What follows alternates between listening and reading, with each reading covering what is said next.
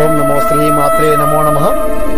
ఏకం ఘ్రాణం నరమై కనిష్టం శత్రు మాణం మూలం ఖట్టం ఏకం స్వాహ పరిమక్షరం ఏకం రక్త బలికర్మం శత్రుముఖం శతం శత్రు ధాటి మరణం సంఘ్రాణం మూల కర్మ మరణం ఏక ధాటి మరణం తస్మశ్యం ఏక వారణం నరబలి ఏక తర్మ నక్షత్ర వారణం.